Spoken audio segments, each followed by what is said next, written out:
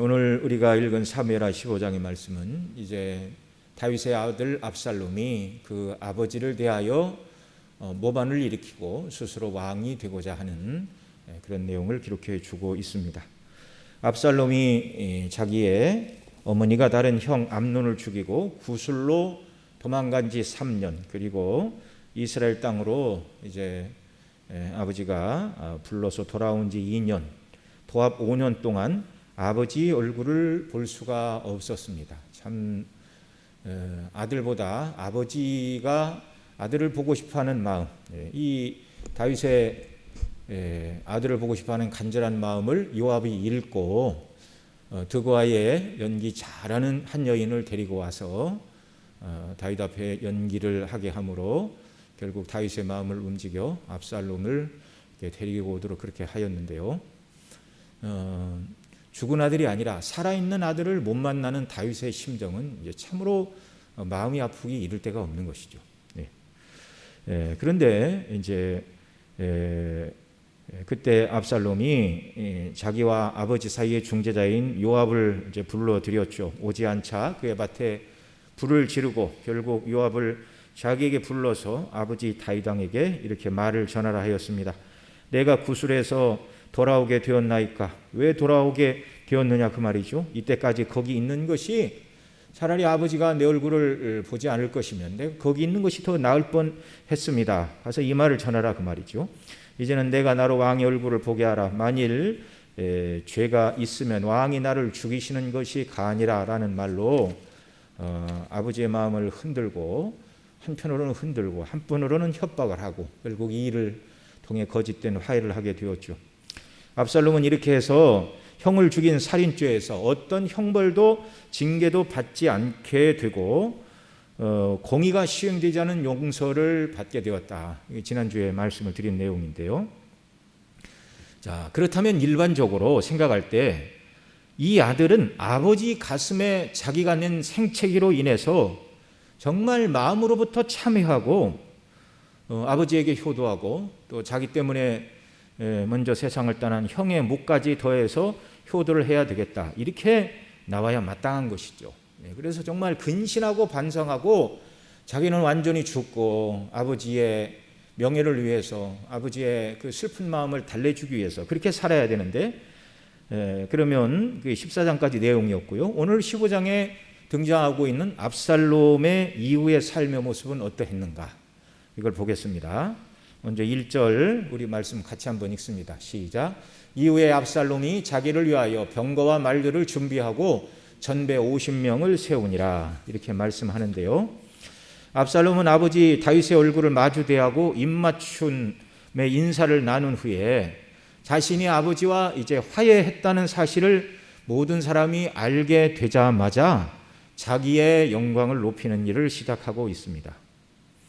그가 아버지의 명예에 관심이 있는 아들이었다면 자기가 아니라 아버지의 이름을 높이는 일을 해야 마땅했다는 것을 어렵지 않게 알 수 있죠. 그동안 아버지와의 관계가 좋지 않았던 것을 생각하고 아버지 곁에서 아버지 건강을 살피고 마음을 살피고 그런 일들, 또 자기가 힘이 되어서 해결할 수 있는 일이 무엇인가.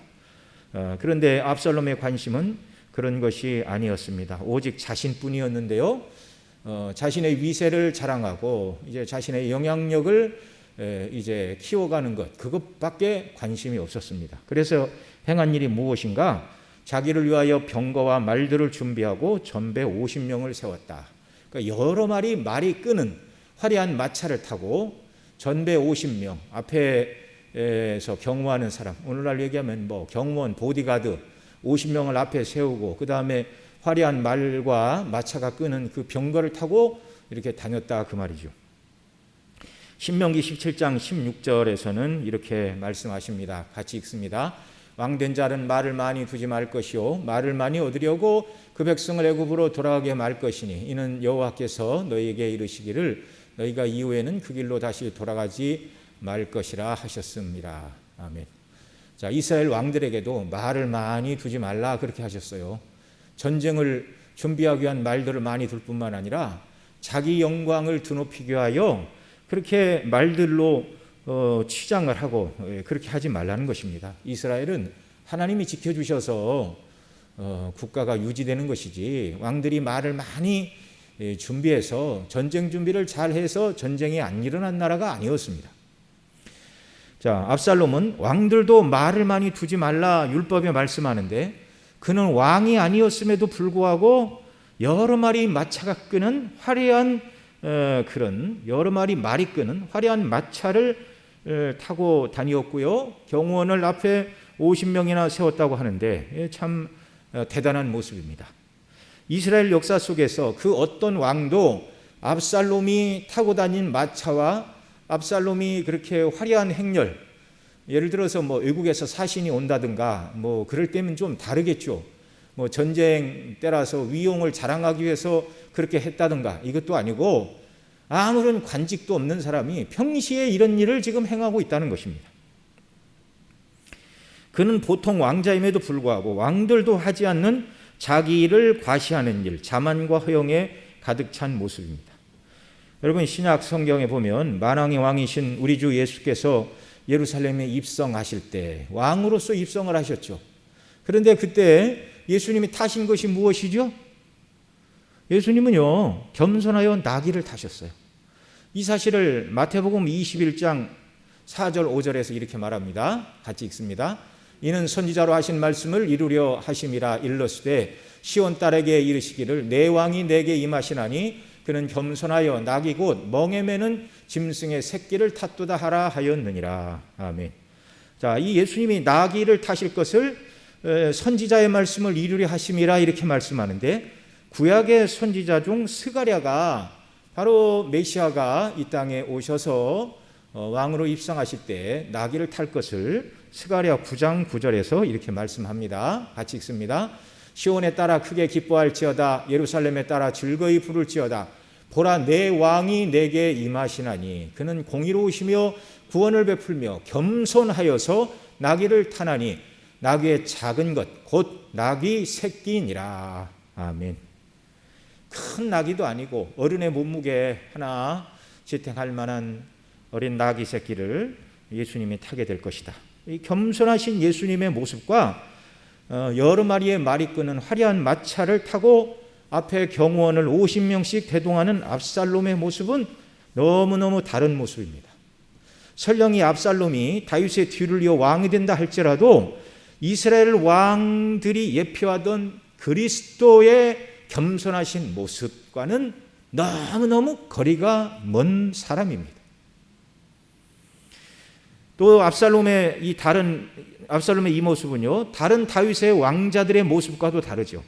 앞에 사무엘하 13장 29절에 보면 압살롬이 자기 형 암논을 종들을 시켜 죽였을 때 다윗의 다른 아들들이 그곳에 왔다가 황급히 도망을 쳤는데 이렇게 말합니다. 압살롬의 사환들이 그 분부대로 암논에게 행하며 왕의 모든 아들이 일어나 각기 노새를 타고 도망하니라. 각기 자기가 타고 왔던 노새를 타고 황급하게 그곳에서 도망쳤다 이렇게 말을 하고 있죠. 그러니까 당시 왕자들이 걸어 다닐 수는 없고 노새 정도 타면 적당했다 그 말이죠. 그런데 이 압살롬은 왕자의 신분에 벗어나는 일, 작정을 하고 여러 마리 끄는 화려한 마차를 타고 경호원을 앞에 50명이나 세우고 이 모습은 내가 왕이라는 것입니다. 말은 안 했지만 자신이 왕처럼 행세하는 모습입니다. 그는 이 행동을 통하여 은연중에 아버지를 대신할 수 있는 새로운 왕이 여기 준비되어 있다. 백성들에게 그 위세를 지금 드러내고 홍보하고 있는 것입니다. 여러분 때로는 사람들이요 말로 하는 것보다 행동으로 전하는 메시지가 더 강력할 때가 있는 것이죠. 바로 압살롬의 행동이 그런 것이었습니다. 뭐 말로 한마디라도 내가 아버지 다음에 왕이 되어야 된다. 나는 준비된 왕이다. 그런 말을 한마디도 하지 않았지만 그가 하는 행동이 이걸 드러내고 있는 것입니다. 자, 이렇게 압살롬은 여러 마리 말이 끄는 마차 경호원을 50명이나 대동하고 다닌 것은 왕된 자는 말을 많이 두지 말라라는 하나님의 말씀을 마음에 두지 않은, 하나님을 경외하지도 하나님을 두려워하지도 않는 자라는 것을 드러내는 것이고요. 또한 왕자의 신분으로 노새 한 마리면 족하다는 것을 알면서도 이와 같은 일을 행한 것은 아버지 다윗의 입장은 전혀 고려하지 않은 일로 현직에 있는 아버지 왕인 다윗보다 자기가 나은 사람이라는 것을 은연중에 드러내고 있는 이런 행동. 아버지가 살아있고 여전히 왕으로 통치하는 나라에서 이런 일을 벌이는 것은 다윗을 아버지로 인정하지 않는 것이고 왕으로도 인정하지 않는 모습입니다. 왕자 압살롬이니까 만약에 그런 용인을 받았죠. 다른 어느 누구가 예루살렘에서 그러고 다녔다면 그것은 당장에 끌려가서 신문받고 옥에 갇힐 일이었습니다.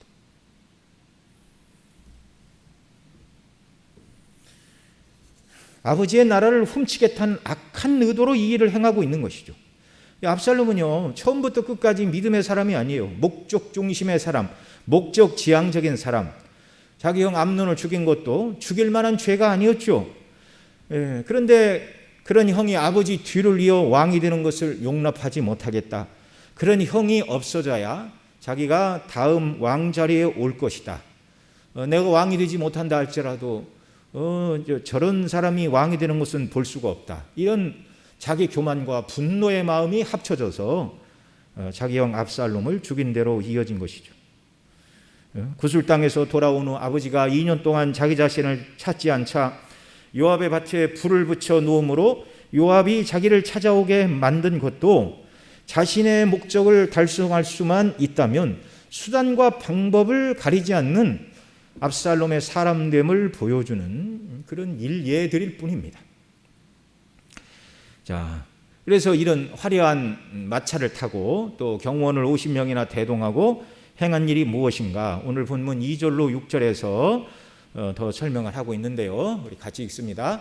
압살롬이 일찍 일어나 성문길 곁에 서서 어떤 사람이든지 송사가 있어 왕에게 재판을 청하러 올 때에 그 사람을 불러서 이르되 너는 어느 성 사람이냐? 그 사람의 대답이 종은 이스라엘 아무 지파에 속하였나이다 하면, 자, 그러니까 압살롬이 지금 아침 일찍부터 이 일을 하고 있어요.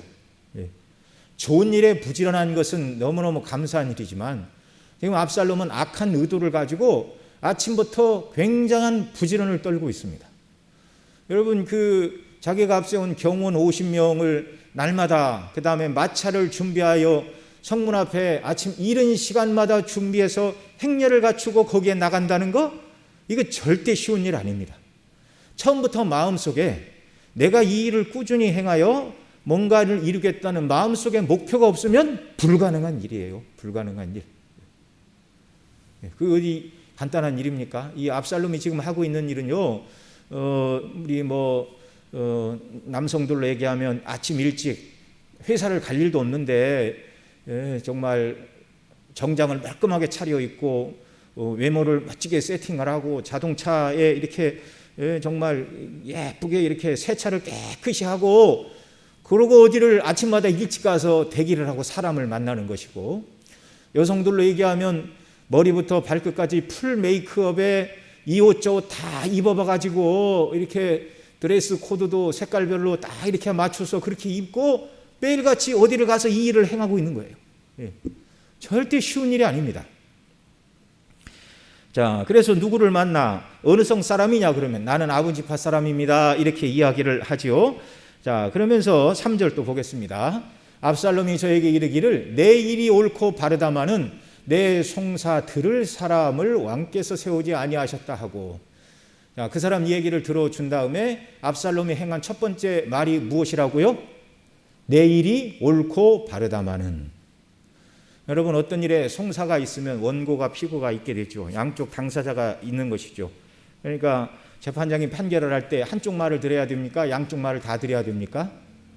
양쪽 말을 다 듣고 증인도 부르고 증거도 보고 이렇게 해서 고민을 하고 사실이 무엇인가를 판단한 후에 누가 옳다, 누가 뭘 어떻게 해야 되겠다, 이렇게 얘기를 해야 되죠. 그런데 이 압살롬이 행하는 일은 무엇입니까? 송사를 하러 나온 사람 그 얘기를 딱 들어주자마자 내 일이 옳고 바르다마는. 여러분, 세상에 이런 재판이 어디 있습니까? 네. 이게 지금 뭐 하고 있는 거예요? 백성들의 마음을 왕으로부터 훔치는 일을 하고 있습니다. 잘못된 얘기죠. 내 일이 옳고 바르다마는 그 다음에 또 내 송사들을 사람을 왕께서 세우지 아니하셨다. 나는 당신의 억울한 사정을 얼마든지 들어줄 수 있는, 새벽부터 부지런하여 일찍부터 성문 앞에 나와 당신을 만나고 있는데 왕인 우리 아버지 다윗은 왕으로서 궁에 평안히 먹고 마시며 쉬면서 당신의 억울한 사정을 들어줄 재판관도 세우지 아니하였다. 이 정말 아버지 명예와는 전혀 상관이 없는 행동을 하고 있습니다. 그 다음 또 뭐라고 그러죠? 4절. 또 이르기를 내가 이 땅에서 재판관이 되고 누구든지 송사나 재판할 일이 있어 내게로 오는 자에게 내가 공의 베풀기를 원하노라 하고. 자, 이 압살롬의 말을 듣는 사람들은 아이고 다윗 왕이 이 압살롬 같은 사람을 재판관으로 좀 삼아줬으면 나의 억울한 문제가 빨리 해결이 될 텐데, 이 말을 들은 사람은 그런 생각이 들겠습니까? 안 들겠습니까? 당연히 들죠. 그리고 더 나아가 이런 압살롬이 왕이 되면 참으로 정말 내 억울함을 다 풀고, 이런 왕이라면 정말 우리가 원하는 것을 다 들어줄 수 있겠다. 헛된 희망을 심어주기에 충분한 말을 지금 궁궐 앞에서 이렇게 말을 하고 있는 것이죠. 왕이 통치하는 궁궐 앞에서 자기 아버지의 명예를 보호하고 아버지께 효도를 해야 될 불효자 압살롬이 아버지의 명예를 깎아내리고, 그리고 자기 꿈을 이루기 위하여 백성들의 마음을 도적질하고 있다는 말입니다. 그리고 또 5절을 보십시오. 뭐라고 그러죠? 사람이 가까이 와서 절하려 하면, 그 말이 하도 고마워서 아이고 압살롬 왕자님 너무너무 감사합니다. 그리고 와서 절을 하려면 압살롬이 어떻게 해요? 그 사람, 압살롬이 손을 펴서 그 사람을 붙들고 입을 맞추니. 여러분, 보통 이렇게 왕자 또는 신분이 높고 이런 사람들은 대부분이 좀 차갑죠. 그리고 좀 뻣뻣합니다. 본래 그렇게 자랐기 때문에. 그런데 자기 말을 잘 들어줄 뿐만 아니라 너무 고마워서 절하러 오면 손을 펴서 이 사람을 붙들어 일으키고 입을 맞추고 안아주고 그러니, 한마디로 얘기해서 압살롬 앞에 송사의 문제를 가지고 우연히 나간 그 모든 사람들은 압살롬한테 마음을 싹 빼앗기고 말았습니다. 마음이 녹아버린 것이죠. 아니, 이 나라에도 이런 왕자가 있다니. 그리고 참 다윗 왕이 살아있기는 하지만 이런 훌륭한 왕자를 내가 이렇게 알게 되었다니. 앞으로 이 압살롬이 왕이 되었다면 앞날의 나의 사업이나 인생의 계획이나 이렇게 압살롬이 나를 환대하니, 이 사람이 임금이 된다면 앞으로 나는 적어도 이 나라에서 억울한 일을 당하고 살 일은 없겠다. 그런 생각들이 압살롬이 안아주고 입맞춤을 해주는 그 사람 마음속에 이런 생각이 들겠습니까? 안 들겠습니까? 들고도 남죠. 6절 봅니다. 무릇 이스라엘 무리 중에서 왕께 재판을 청하러 오는 자들에게 압살롬의 행함이 이 같아서, 그래서 결국 압살롬이 행한 이 모든 일들로 말미암아 이룬 그 압살롬의 공적이 무엇입니까? 6절 하반절, 이스라엘 사람의 마음을 도적하니라. 어디로부터 어디로 도적을 했어요? 백성들의 마음이 왕 다윗에게로 향해야 함에도 불구하고 자기에게로 마음이 향하도록 백성들의 마음을 도적질했다라고 말씀을 하고 있습니다. 이렇게 압살롬은 아침 이른 시간부터 정말 화려한 마차에 경호원 50명이나 대동하고 이것으로 외국 사신을 맞이하거나 전쟁에 나가서 나라를 구한 것이 아니고 겨우 행한 것이 백성들의 마음을 아버지 다윗에게서 자신에게로 빼앗는 일, 그 일을 했다라는 말이죠. 정말 겉으로 보기에는 대단한 일이었습니다. 모든 사람들이 압살롬 참 대단하다. 한 마을에 한 사람이 갔다 오고 또 한 사람이 갔다 오고, 동네에서 그런 사람이 둘셋 되면 왕궁에 갔었어. 억울한 일로. 압살롬 왕자 만났어. 그분이 어떻든가. 그분이 그렇게 참 친절하고 인자하고 참 백성을 사랑하는 그런 왕자인 줄 몰랐어. 네. 백성들의 송사에 관심을 보이며 매우 겸손하고 친절한 모습으로 위장을 하였습니다. 그러면서 다윗의 통치와 능력에 의문을 제기하였고 자기만 옳은 판결을 내릴 수 있는 사람이라고 암시를 주며 사람들을 끌어들이고 자기 편을 만들었습니다. 이렇게 압살롬은 나라를 도적질하기 전에 백성들의 마음을 먼저 도적질했다는 사실입니다. 여러분, 압살롬은 아버지에게 돌아가야 될 영광을 왕궁 앞에서 다 빼앗고 있는 것이죠. 자, 우리는 이런 말씀들을 들을 때 하나님이 받으셔야 될 영광을 내가 빼앗고 있는 자는 아닌가, 늘 우리가 이런 생각을 해봐야 됩니다. 이사야 42장 8절에는 이렇게 말합니다. 나는 여호와니 이는 내 이름이라. 나는 내 영광을 다른 자에게 내 찬송을 우상에게 주지 아니하리라.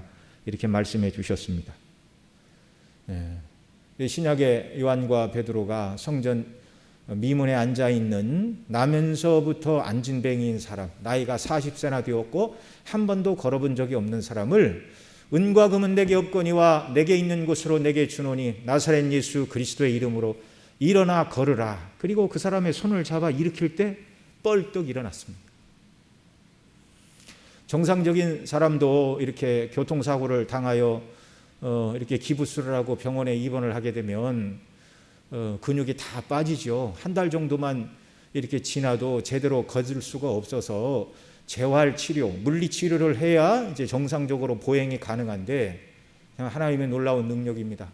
한 번도 걸어본 적이 없는 이 사람의 관절과 힘줄이 다 펴지고 근육에 힘이 들어가 걷기도 하고 뛰기도 하며 하나님을 찬양했다. 이렇게 말하고 있죠. 그리스도의 그 영광스러운 능력이 얼마나 위대한가를 창조주의 능력을 보여주시죠. 그래서 사람들이 그냥 눈이 커져가지고 이게 무슨 일인가 라고 요한과 베드로를 주목할 때 그때 이들이 뭐라고 그랬습니까?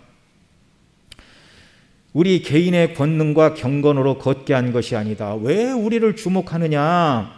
나사렛 예수의 이름이 이 사람을 걷게 했다라고 오직 영광을 주님께 돌리고 이 사람을 일으키신 분이 바로 죽었다가 부활하신 그리스도라고 예수님을 증거하며 영광을 돌렸다라는 사실입니다. 여러분, 저와 여러분 우리가 예수님 믿고 하나님을 섬김으로 하나님께서 저와 여러분 모두에게 이 모양 저 모양 은혜와 복락과 긍휼을 베풀어 주실 때 내가 무슨 일을 했다, 내가 이렇게 하니까 하나님이 복을 주셨지, 그렇게 말하지 말고 처음부터 끝까지 하나님께만 영광을 돌리시기 바랍니다. 하나님은 영광을 도적질하는 자들을 너무너무 싫어하신다는 걸 알아야 돼요. 사도행전 12장에 보면 헤롯이라는 인물이 나오죠. 이 사람이 요한의 형제 야고보를 죽였고 베드로도 죽이려고 그렇게 했던 사람인데 백성들이 이 사람이 연설하는 말을 듣고 그 목소리가 굉장했던 것으로 보입니다. 그래서 그 아부하는 사람들이 이는 사람의 목소리가 아니오 신의 소리로다. 그래서 성경에 보니까 이 사람이 영광을 하나님께 돌리지 아니하므로 벌레가 먹어 죽으니라, 충이 먹어 죽으니라, 그렇게 말하고 있습니다. 여러분, 피조물은요, 창조주 하나님, 구원받은 하나님의 자녀들은 오직 하나님의 영광에만 항상 마음을 쓰고 살아야 되는 줄로 믿습니다. 하나님은 자기 영광을 빼앗는 자들을 그냥 눈 뜨고 보고 계시지 않으셨습니다. 우리에게 부어주신 모든 것, 구원의 은혜, 우리가 가지고 있는 은사, 물질, 신분, 권세, 그 무엇이라 할지라도 성경은 분명히 말하죠. 내게 있는 것 중에 받지 아니한 것이 무엇이뇨? 그런데 어찌하여 받지 않은 것처럼 자랑하느뇨? 범사에 하나님만 자랑하고 주의 은혜입니다라고 날마다 고백하며 찬송하는 역사가 있기를 바랍니다. 그것이 입술만의 고백이 아니라 진정한 마음의 고백이 되도록 우리에게 주신 은혜가 얼마나 큰가를 항상 묵상하고 은혜 가운데 거하는 이런 역사가 우리에게 있기를 바랍니다. 그 다음에 또 이 압살롬이 백성들의 마음을 도적질을 했는데요. 다윗에게서 백성의 마음을 돌아서게 만드는 이 압살롬의 행사를 우리가 또 영적으로 적용을 하자면, 우리의 왕이신 그리스도에게 만족하지 못하게 하고 불만족을 느끼게 하여 주님만으로 충분하지 않다는 생각을 넣어주는 이런 본성의 유혹들을 우리는 경계하고 멀리 해야 됩니다. 이런 유혹은 우리 자신들이 스스로 받을 수도 있고요, 또 다른 사람을 통해서도 이런 유혹이 우리에게 찾아올 수도 있습니다. 때때로 우리의 본성이, 때때로 우리 주변 사람들은, 때때로 사단은 다른 사람을 시켜서 이렇게 말하죠. 너 그렇게 예수를 열심히 믿었는데 내 형편과 처지가 왜 그 모양이냐? 여러분은 이런 말 들어보셨습니까? 네가 그동안 믿음을 지켜 하나님을 섬기고 예수님을 믿고 열심히 전도하고 주의 뜻대로 살려고 애를 썼다마는 하나님이 너를 돌아보신 것이 무엇이냐? 여러분, 누가 이렇게 우리 교회 속삭이지 않던가요? 이런 소리에 귀를 기울이는 순간 우리의 진정한 왕이신 주님을 따라가지 못하게 하는 압살롬의 반역의 속삭임이 지금 우리 귀에 들리고 있다, 이렇게 생각을 해야 됩니다. 그래서 교회의 메시지는요, 항상 그리스도의 십자가의 복음만 전해야 됩니다. 여러분, 지금 좀 상황이 얼마나 달라졌는지는 모르지만 코로나 이전에 미국에서 사람이 제일 많이 모이는 교회가 어느 교회였냐면 조엘 오스틴이라는 사람이 설교하는 교회였어요. 적극적인 사고방식을 넘어서서 적극적인 사고방식을 말하던 노버트 슐러의 수정교회는 이제 이미 교인이 안 모여서 다 팔렸습니다. 건물이. 복음이 아니에요.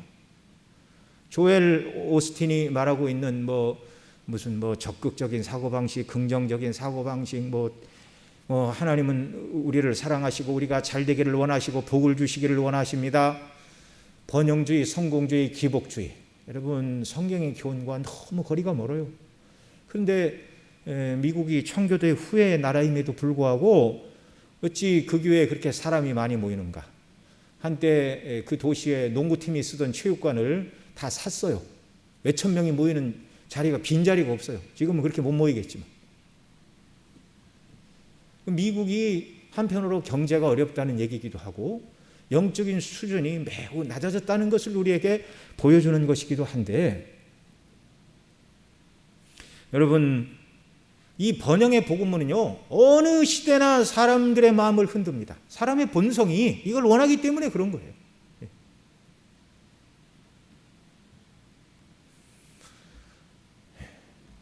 처음에는 구분이 잘 안 되는 사람은 휙 넘어가고, 구분을 하고 있는 사람도 이런 얘기를 1년, 2년, 3년, 5년, 6년, 7년, 8년, 9년, 10년 계속 듣다 보면, 그래, 개혁주의와 성경주의만 있는 것도 아니고 또 다른 것도 있을 수도 있지. 오랫도록 이상한 소리를 듣게 되면은요, 사람이 다 휩쓸려 갈 수밖에 없다는 걸 우리가 알아야 됩니다. 주님의 몸된 교회의 메시지는 항상 주님이 주신 복음 그대로의 메시지가 증거되어야 하는 것이죠. 십자가의 복음만 증거되어야 합니다. 어떤 분들은 요한 3서 2절에 이렇게 말합니다. 사랑하는 자여, 내 영혼이 잘됨 같이 내가 범사에 잘되고 강건하기를 내가 간구하노라. 이 말씀을 가지고 삼중 구원 이렇게 말합니다.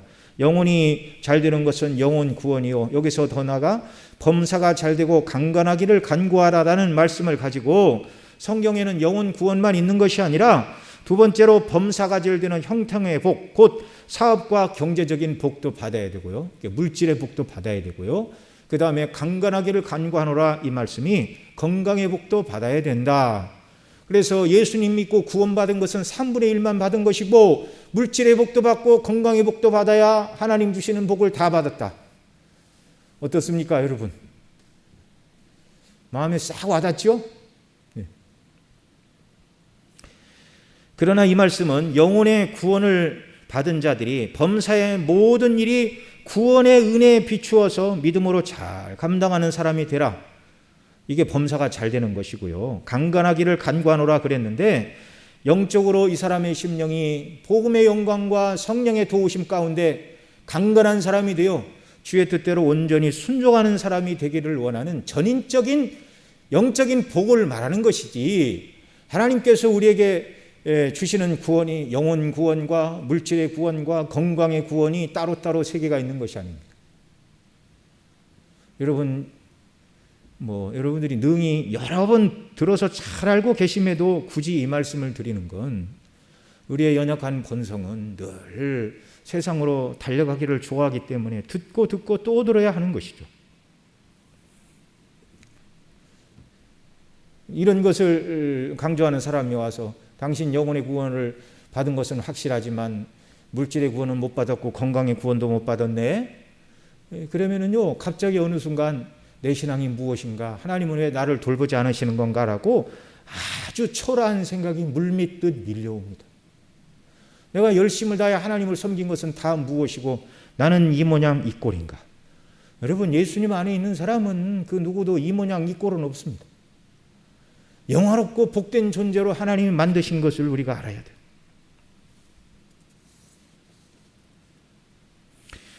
여러분, 때때로 하나님께서 은혜를 주셔서 영혼의 구원을 받고 물질의 어려움이 없고 건강도 늘 강건하고 그렇게 살아가는 경우도 있습니다. 그러나 성경은 모든 사람이 항상 이런 복을 받는다라고 말씀하지 않아요. 그래서 구원을 받은 성도가 때때로 살다 보면 여러 가지 경제적인 시련도 당하게 되고 건강의 어려움도 당하게 된다는 것을 알아야 됩니다. 번영주의, 물질주의, 성공주의, 이것에 사람이 물들어 있으면 고난과 어려움의 때에 헤어나올 길이 없어요. 왜냐하면 하나님은 그런 약속을 하신 적이 없기 때문에 그렇습니다. 오직 저와 여러분은 예수 그리스도 한 분만으로 만족해야 되고 주님께서 주신 놀라운 구원의 은혜만으로 기뻐하고 감사해야 됩니다. 그러하지 못하다면 지금 내 심령 속에 예수 그리스도와 주께서 주시는 구원의 은혜 대신 세상이 더 커 보이고 귀해 보이고 매력적으로 보이기 때문이라는 걸 알아야 되고요. 하나님 앞에 엎드려 회개해야 될 시간입니다. 낮에도 말씀을 드렸지만 우리가 세상에 속한 다른 계명을 다 어기게 되는 것은 근원적으로 하나님을 사랑하지 않는 데서 출발한 것이다. 이걸 항상 기억을 해야 됩니다. 마음과 뜻과 정성과 힘을 다해 하나님을 사랑하고 하나님이 우리를 사랑하신 가운데에서 이웃을 사랑하지 못하게 될 때 이것이 부모 공경을 제대로 하지 못하는 것으로 나타나고요. 살인하고 간음하고 도둑질하고 거짓말하고 이웃의 것을 탐내는 잘못된 죄의 모습으로 드러나게 되어 있다는 말입니다. 지금 내 영적인 상태가 주님만으로 만족이 되지 않는다면 지금 내가 믿음에 견고히 서 있지 않은 것이란 말이죠. 육신의 정욕과 안목의 정욕과 이생의 자랑에 빠져 있기 때문임을 우리가 알아야 됩니다. 압살롬은 왕이나 타는 마차를 준비하고 호위병을 50명이나 두어 남다른 시선을 끌었습니다. 이생의 자랑이죠. 네. 그리고 그 앞에 나오는 모든 사람에게 내가 옳다마는, 내가 선하고 옳다마는, 이렇게 말을 하여 그 사람의 육신적인 생각들을 다 만족시켜 주었습니다. 그래서 이 압살롬이 왕이 되면 내가 원하는 모든 것을 다 해주겠구나, 헛된 욕망을 마음속에 불어일으키고 있는 것이죠. 그러나 성경은 늘 뭐라고 말씀합니까? 하나님의 거룩하신 율법의 표준에 비추어 하나님을 경외하고 본성의 그 원리와 욕심은 하나님의 말씀에 비추어 볼 때 잘못된 것은 회개하고 하나님의 은혜를 구하라, 이렇게 말씀하는 것이죠. 여러분, 기독교 상담학 중에 하나님의 말씀으로 이런 경우에는 이렇게 하고 이런 경우는 이렇게 해야 됩니다라고, 이게 고전적인 기독교 상담학인데 이걸 이제 지시적인 상담학이다, 그렇게 얘기를 합니다. 그러니까 어떤 사람이 아이고 이제 목사님이나 누구를 찾아와서 안식일을 잘 지키라고 했는데 저는 참 이런저런 이유 때문에 안식일을 잘 못 지킵니다. 어떻게 하면 좋을까요? 그러면 이런 사람에게 상담해 주는 것은 성경이 말하는 안식일의 계명의 뜻이 무엇인가를 설명하고 하나님의 기준에 맞추어서 당신의 삶을 재조정해야 됩니다, 이렇게 말하는 것이 이를테면 이제 지시적 상담학이다, 그 말이에요. 예. 옛날에는 사람들이 하나님의 말씀만이 오직 유일한 인생의 기준이요 규범이라는 것에 동의했기 때문에 이런 성경이 말하는 교훈이 이렇습니다라고 얘기를 하면 그 말씀을 듣고 순종했고, 비록 온전히 따르지 못한다 할지라도 자기 자신의 연약과 허물을 위하여 회개하고 긍휼을 구했는데, 그런데 오늘날은요 이런 상담이 인기가 없습니다. 우리 교회 성도님들은 예외이시겠지만 왜 그렇죠? 그런 지시적으로 성경의 기준이 이렇다는 얘기가 듣고 싶지 않은 거예요. 오늘날 사람들은 자기가 원하는 대로 하고 싶어 합니다. 그리고 오늘날 상담은요, 그 사람들이 말하는 원리가 무엇이냐면, 그 원리대로 하면 대학 안 가도, 심리학 공부 안 해도, 정신과 전문의 자격이 없어도 얼마든지 상담할 수 있어요. 왜 그런 줄 아세요? 오늘날 상담의 원리는 이것입니다. 피상담자가 와서 자기가 하고 싶은 말을 다 할 때까지 들어줘라. 그러면 끝내 자기 말을 다 하고 자기가 스스로 결론을 내린다는 거예요. 나는 이렇게 했으면 좋겠어요. 의사가 그렇게 하지 말고 이렇게 하세요. 상담하는 사람이 그것보다는 이게 낫지 않겠습니까? 그런 말을 듣는 시대가 아니라는 거예요. 자기가 실컷 자기 얘기하고 나는 이렇게 했으면 좋겠어요. 그리고 털고 일어난다는 거예요. 그러면 무슨 정신과 전문의 자격증을 딸 필요가 뭐가 있어요? 누구나 상담할 수 있죠.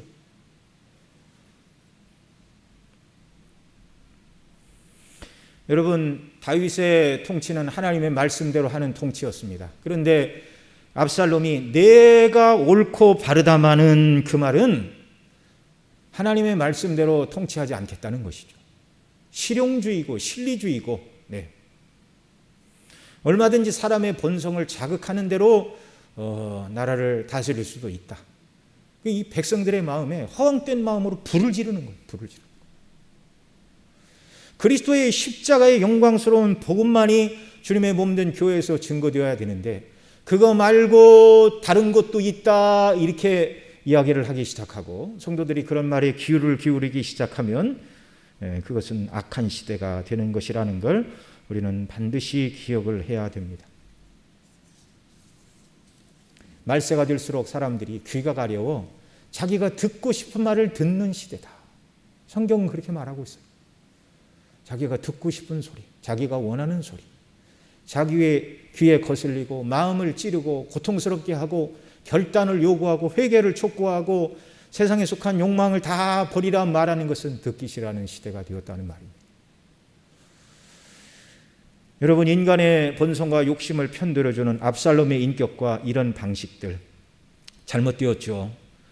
압살롬이 가진 인격과 통치의 방식이 탁월한 영성을 지닌 다윗의 인격과 하나님 앞에 온전히 헌신한 신앙의 자세와, 그리고 다윗이 고난 중에 지은 수많은 주옥 같은 시편을 기록한 선지자적인 식견에 다윗과 압살롬을 어떻게 견주겠습니까? 비교 자체가 안 되는 거예요. 영적으로 볼 때는요, 압살롬은 완전히 미숙한 사람이에요. 거듭나지도 않은 사람이에요. 비교 자체가 되지 않는데 본성의 원리로 바라보니 비교 대상이 되는 것입니다. 압살롬에게 미혹된 사람들이 이방인이 아니라 모두 다윗의 신복이라는 것이 그게 문제이죠. 한때는 모두 다윗에게 충성을 맹세하고 다윗을 통한 하나님의 통치를 즐거워하던 자들이었는데, 압살롬이 구슬 땅에 돌아온 지 2년 동안 이런 일을 행하자 그 2년 동안 세상 정신이 충만한 압살롬에게 사람들이 매력을 느끼고 다윗을 마음으로부터 떠나고 있습니다. 백성들이. 이스라엘 사람의 마음을 도적하니라. 경건치 않은 자들, 곧 믿음으로 행하지 않고 본성의 원리로 행하는 자들은 아주 쉽게 하나님의 공도와 바른 믿음을 추구하는 다윗을 떠나 사욕을 추구하는 압살롬 편에 얼마든지 설 수 있다는 것을 보여주는 것이죠. 여러분, 사단은 오늘도 우리에게 육신의 정욕, 안목의 정욕, 이생의 자랑으로 날마다 우리를 충동질합니다. 주님과의 교제에서 누리는 기쁨과 만족이 별거 아닌 것으로 만들려고 하고, 네가 영적으로 추구하는 그거 말고 믿지 않는 사람들이 가는 넓은 길로 가라라고 날마다 부추기는 것이죠. 그리고 그것이 이루어지지 않은 것은 하나님이 너를 사랑하지 않았기 때문이다. 너의 신앙이 문제가 있는 것이다 라고 자꾸 우리 마음에 불화살을 쏘아대는 것입니다. 반역의 모든 시작은 주님의 통치에 불만을 느끼게 하는 것으로 시작이 되죠. 사단은 오늘 우리의 본성에 내가 이렇게 열심히 신앙생활했음에도 원하는 것이 채워지지 않았다. 현재도 주님은 나의 필요를 채워주시지 않고 계시고 다고 속삭입니다. 또한 사단과 본성과 세상은 우리를 향해 내가 전심으로 하나님을 따른다 할지라도 주를 섬긴다 할지라도 이 세상에서 절대로 네가 원하는 것은 채워지지 않을 것이다. 이런 암시와 불만을 우리 마음에 일으킨다는 것입니다. 여러분, 이런 생각이 우리 마음을 흔들 때 어떻게 해야 됩니까? 우리는 그리스도의 십자가만을 바라봐야 됩니다. 정답은 항상 정해져 있습니다. 지난주에도 말씀을 드렸지만 하나님은 우리의 죄를 그냥 없는 것으로 하고 덮어놓고 용서하신 것이 아니시고 죄는 반드시 그 값을 치루어야 하는데요. 죄의 삭은 사망이기 때문에 그렇습니다. 그런데 그 값을 하나님께서 당신의 아들의 피로 우리 모든 죄값을 받아내셨습니다. 아들을 죽이시고 우리를 사랑하신 하나님의 사랑의 증표가 바로 십자가라는 말입니다. 우리 예수님은 아버지께서 대속의 십자가를 지라고 하시니 어쩔 수가 없어서 할 수 없어서 십자가를 지신 것이 아니죠. 자원하여 목숨을 버리셨고 우리를 위한 구원의 구주가 기쁘게 되시기를 주님이 원하셨습니다. 이것을 요한복음 10장 17절 18절에서 이렇게 말하죠. 함께 읽습니다. 아버지께서 나를 사랑하는 것은 내가 다시 목숨을 얻기 위하여 목숨을 버림이라. 이를 내게서 빼앗는 자가 있는 것이 아니라 내가 스스로 버리노라. 나는 버릴 권세도 있고 다시 얻을 권세도 있으니 이 계명은 내 아버지에게서 받았노라 하시니라. 아멘. 여러분, 이 땅에서 아무리 오래 살아야 아직 150살 살았다는 사람을 제가 어디 뉴스를 통해서도 들어본 적이 없습니다. 인생이 70이요, 강건하면 80. 그 재물의 특성을 여러 번 말씀을 드렸죠. 이루기도 어렵고 소수가 이룬다 할지라도 그것은 날개를 달고 금방 날아가는 것이고 그 다음에 하나님이 우리를 부르시면 그것은 가지고 갈 수도 없는 것이고 그래서 이 전도서에 보면 크게 두 가지를 말해요. 첫째는 인생이 헛되다, 아무것도 아니다. 존재론적으로도 인생은 하나님 부르시면 가야 된다, 대단한 것이 아니다. 이걸 가르쳐 주십니다. 헛되다라는 것. 그러나 또 하나는 이 땅에 하나님이 기쁨을 주셨다 말씀하는데 그 기쁨이 무엇이냐면 열심히 일하고 수고한 자들이 먹고 마실 것을 주신 것을 인하여 기뻐하라. 여러분, 우리가 순례길은 그렇게 살아가는 겁니다. 끝이 있다는 것이고 하나님이 부르시면 다 놓고 가야 되는데 이 땅에서 열심히 일한 자에게 먹을 것과 입을 것을 주시면 때때로 그것에 감사하고 기뻐하고 먹고 마시면서 하나님께 영광을 돌리고 하나님이 예비하신 영원한 영광의 나라를 바라보는 것. 여러분, 지지난주도 계속 말씀을 드렸지만 어떻게 보면 다윗이 지은 죄악대로 간음죄와 살인죄를 지었는데 간음죄와 살인죄가 그의 집에 그대로 나타나도록 그것도 아들을 통해서 동생이 혁일을 죽이는 살인죄, 오빠가 여동생을 범하는 간음죄. 참 다윗은요 어떻게 보면 자기가 행함보다 더 큰 죄값을 자기 가정 자식들을 통해서 다 받았다 그런 생각이 들 수도 있어요. 그러나 그렇지 않습니다. 다윗이 지은 죄에 대한 하나님의 공의로운 심판은 뭐라고요? 바로 그날 죽여서 지옥 형벌에 던지셔야 하는 겁니다. 거룩하시고 공의로우신 하나님을 거스린 죄이기 때문에. 그런데 하나님은 다윗을 용서하셨어요. 구원은 취소하지 않으셨어요. 비록 세상에서 징계는 당하나 가장 큰 구원의 은혜는 베풀어 주셨습니다.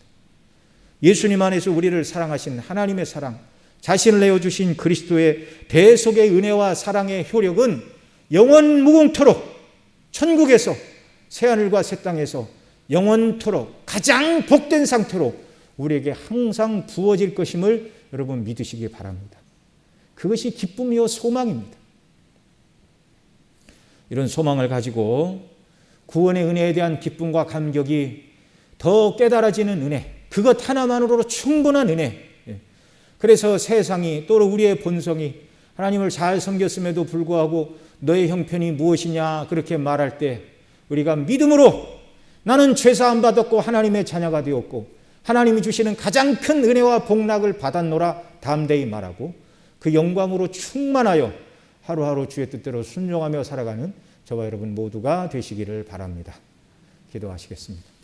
사랑하시는 아버지 하나님, 우리에게 구원의 은혜를 베풀어 주시니 너무나 감사합니다. 구원받은 자녀로서 합당한 영광을 날마다 삼위 하나님께 돌리게 하여 주옵시고 때때로 사단 마귀가 우리 마음을 흔들어 하나님께로 향하는 우리 마음을 빼앗으려 할 때 주여 우리가 담대히 믿음으로 싸워 이기는 저희들이 되게 하여 주옵소서. 하나님을 섬긴 너에게 하나님이 주신 것이 무엇이냐 사단이 그렇게 모를 때 죄사함의 은혜, 자녀됨의 은혜, 영원한 천국을 우리에게 약속하신 그 은혜, 현재도 성령으로 내주하시고 또 주님과 생명의 교통을 누리게 하시는 이 영적인 복락이 얼마나 큰가를 우리가 날마다 누리며 경험하며 모든 사람에게 증거하고 내게는 하나님 한 분만으로 만족합니다라고 고백하는 자녀들이 되도록 믿음의 복과 은혜를 한량없이 우리 모든 성도님들에게 부어 주시기를 원합니다.